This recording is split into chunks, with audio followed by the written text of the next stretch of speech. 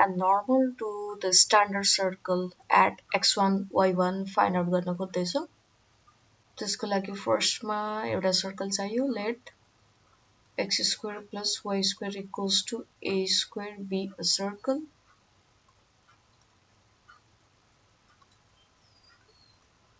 let point p x1 y1 be any point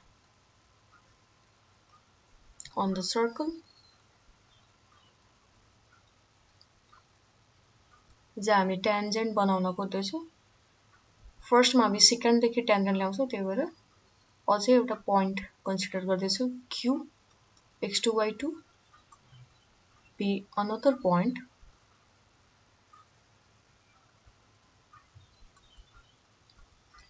on the circle same circle on the same circle near to p p को नजिकै छ फिगरमा टाढा देखिन्छ होला तर त्यो नजिकै हो नेबरिङ पोइन्ट हो देन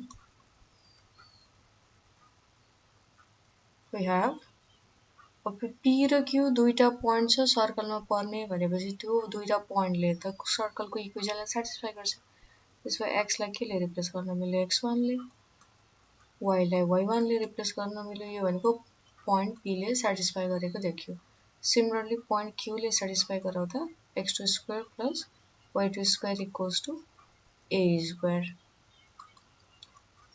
यो दुईटाले म सबट्र्याक्सन गर्छु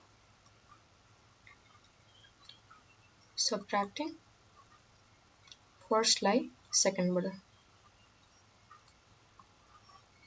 subtracting first from second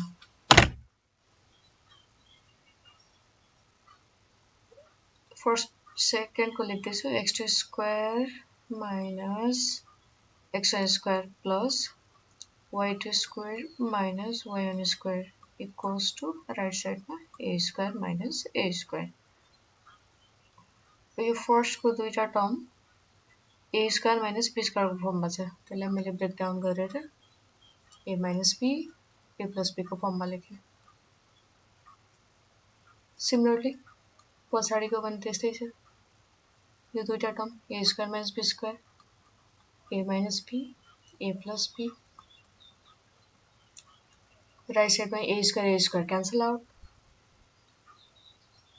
मैले सेकेन्ड को जुन टर्म छ त्यसलाई लेफ्ट साइडमा राखे फर्स्ट लाई राइट साइडमा ट्रान्सपोज गरे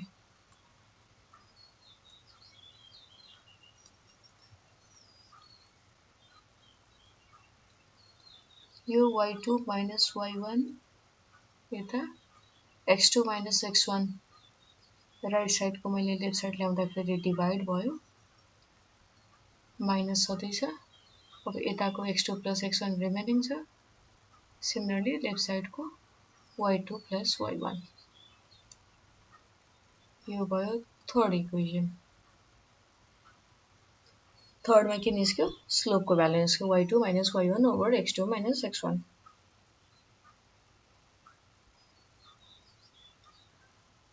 अब यहाँ एउटा सेकेन्ड बनाऊ passing through p and q यो p र q बाट जाने यो लाइन भनेको हाम्रो सेकेन्ड भयो अब फर्स्टमा सेकेन्ड को इक्वेसन बनाउँछौं the equation of secant pq is दुईटा पोइन्ट छ त्यसै 2 point फर्मबाट हाम्रो y minus y1 equals to y2 minus y1 over x2 minus x1 times x minus x1 equation बन्छ point x1 y1 x2 y2 भएपछि exactly यही नै भयो अब इक्वेसन थर्ड मा हामीले स्लोप को भ्यालु निकालेको छ त्यही भएर y2 minus y1 over x2 minus x1 ले इक्वेसन थर्ड बाट यहाँ रिप्लेस गरेको x2 plus x1 over y2 plus y1 times x minus x1 को using third अब हामीलाई चाहिएको त सिकेन्डको होइन ट्यान्जेन्टको इक्वेसन। ट्यान्जेन्ट त्यो पनि कहाँ चाहिएको छ, पी भन्ने पोइन्टमा। किन हामीले हेडिङमा के लेख्छ, at x1, y1, x1, y1 भनेको पीमा छ। त्यसमा यहाँ हामीलाई पी भन्ने पोइन्टमा एउटा ट्यान्जेन्ट चाहिएको छ। यो जुन ग्रीन लाइन हो यसको इक्वेसन फाइन्ड आउट गर्नु छ। ग्रीन लाइनको इक्वेसन फाइन्ड आउट गर्नको लागि हामीले अगाडि tangent and normal to the कर्वमा के भनेको थियो भने, कुनै पोइन्टमा ट्यान्जेन्ट फाइन्ड आउट गर्नु छ भने अर्को पोइन्ट चाहिँ त्यो पोइन्टमा एप्रोच गर्नुपर्छ अनि मात्रै त्यो सिकेन्ड ट्यान्जेन्ट हुन्छ। भनेको limiting position of secant PQ when Q tends to P चाहिँ बल्ल हाम्रो पिटी बन्छ। क्यूलाई मैले यहाँ राखिदिएँ भने यसरी लाइनले दुईटा पोइन्टमा काटेर जाने भयो, सर्कलको ट्यान्जेन्ट बन्दैन। क्यू अझै यहाँ राखिदिएँ, यहाँ पनि त दुईटा पोइन्टबाट काटेर जाने भयो, ट्यान्जेन्ट बन्दैन, सेकेन्डै बन्छ। भएपछि पी भन्ने पोइन्टमा ट्यान्जेन्ट बनाउनको लागि हामीले के गर्नु पर्यो त, क्यूलाई कहाँ ल्याउनु पर्यो, पीमै ल्याउनु पर्यो। अनि क्यूलाई पीमा ल्याउनु भनेको के हो भने the second PQ becomes tangent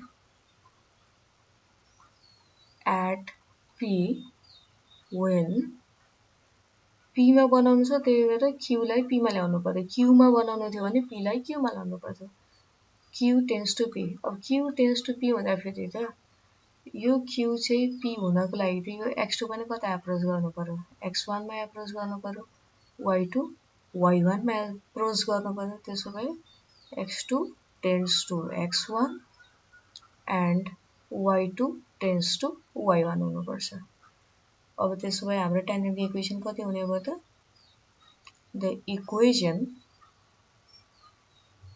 of tangent to the circle at P x1, y1 is at P x1, y1 is माथिको इक्वेसन जुन यहाँ छ इक्वेसन, यसमा जहाँ जहाँ x2 छ x2 लाई x1 ले रिप्लेस गर्नु पर्यो, y2 लाई y1 ले रिप्लेस गर्नु पर्यो। त्यसमा कति हुने हो, y minus y1 equals to minus सधैँ x2 replace by x1, y2 replace by y1 times x minus x1। अब यसैलाई हामीले सिम्प्लिफाई गर्नु छ। y minus y1 equals to minus x1 plus x1 भनेको 2x1, y1 plus y1 twice of y1, x minus x1, 2 र 2 cancel out, or y minus y1 equals to minus of x1 over y1 times x minus x1. Cross multiplication, y1 minus y1 square equals to minus x1 plus x1 square. The terms like transpose गर्यो, x1 square plus y1 square equals to x1 plus y1. टर्म्सहरु transposition मात्रै गर्यो। अझ यसलाई मैले x1 नै यतापट्टि राखे, y1 equals to x1 square plus y1 square, or x1 plus y1 equals to x1 square plus y1 square भनेको त फर्स्ट इक्वेसनमा कति भ्यालु छ, a स्क्वायर छ। युजिङ फर्स्ट इक्वेसन हो, अलरेडी हामीले पोइन्ट p ले सेटिस्फाई गर्छ भनेको छ। यही नै हाम्रो is the required equation of tangent. Required equation of tangent कहाँ ड्र गरेको ट्यान्जेन्ट, सर्कलमा ड्र गरेको। कुन पोइन्टमा, x1, y1 भनेपछि पोइन्ट अफ कन्ट्याक्ट दिँदा फेरि सर्कलको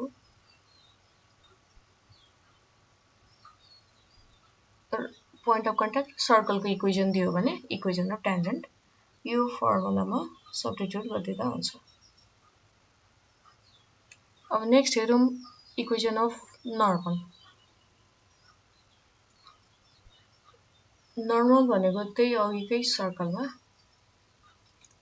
फेरि एकपल्ट ड्र गरौँ।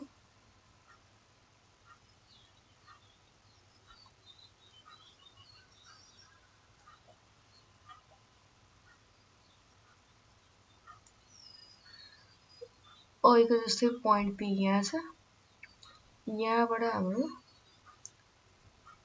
नर्मल ड्र गर्नको लागि पहिला यहाँ एउटा ट्यान्जेन्ट ड्र गरेँ। अब यो पोइन्ट अफ कन्ट्याक्ट यो पोइन्ट पी हो, यहाँनिर मैले नर्मल ड्र गरेँ।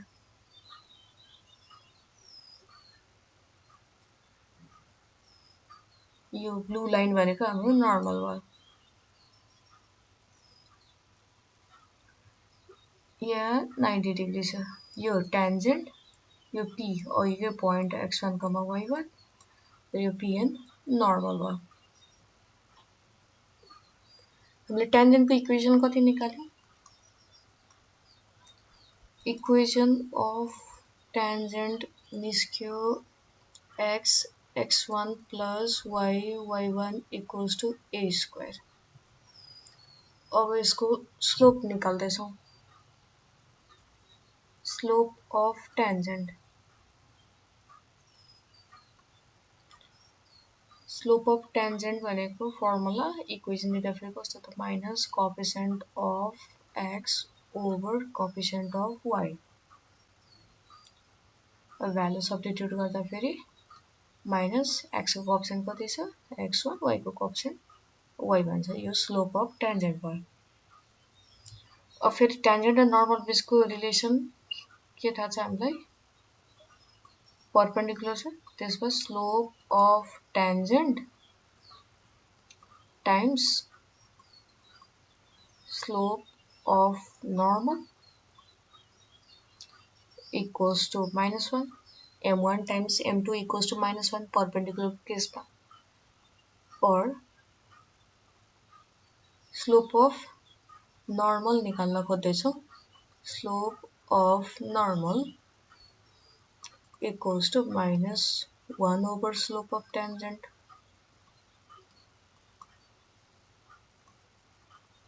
equals to -1 over slope of tangent त माथि निकालेको छ -x1 over y1। रेसिप्रोकल राख्दा फेरि कस्तो भयो? माइनस माइनस क्यान्सल आउट भयो, y1 over x1। त्यसपछि इक्वेसन अफ ट्यान्जेन्ट कति हुने भयो त? सरी, नर्मलको इक्वेसन of normal